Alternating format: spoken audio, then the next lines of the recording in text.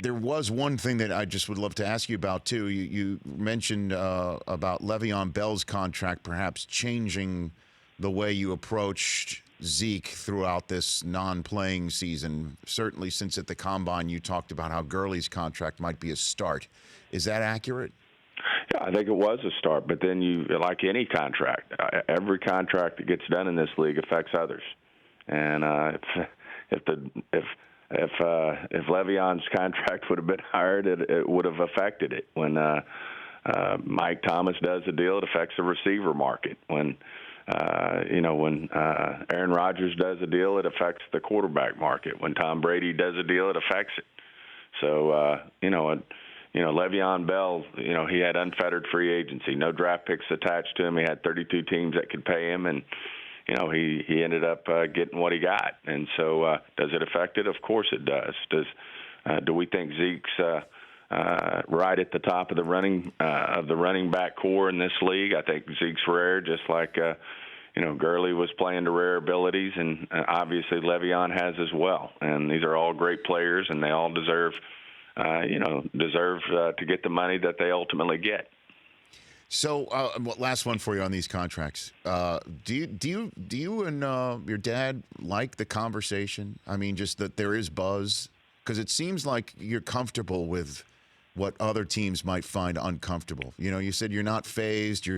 This is part of the business. It just seems like comes hand in glove sometimes with the Dallas Cowboys, Stephen. Well, it's like you said, that's what comes, with being, one of the top teams in the country, if not the world, in terms of, how people perceive the Cowboys. We don't take that for granted, Rich. It's certainly an honor to get to be a part of the Cowboys. I know our players feel that way. I know our coaches feel that way. One of the things I'd say again, I know Dak, Zeke, and Amari all want to be here. They want to wear the star. They want to be a part of the Cowboys, but we are comfortable with it. I mean, Jerry and I have been around here for 30 years, and last I checked, he's got the final call and still does. But I see us being around for another 30 years. So, this is just part of it. This is part of the business. We're very comfortable in this.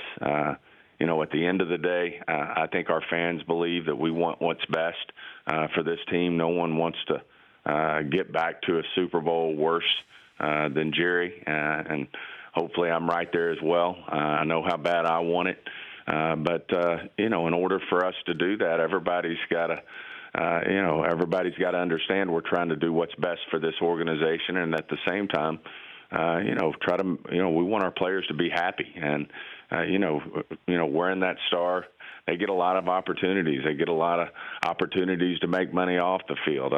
We noted last year that of the top 4 seats in the booths on our networks, the Dallas Cowboys had 3 of them of the top 4 in terms of the color. And these guys get opportunities after football. It's a great place to play, but the biggest ache that Jerry and I have right now is we haven't won a Super Bowl in a long, long time, and it's we've got to continue to look for better ways to do things, because the way we've been doing them as of late hasn't worked. So we continue to look for the right answer. For more of the Rich Eisen Show, tune to Audience Channel 239 on DirecTV for free on BR Live, or download the Rich Eisen Show app.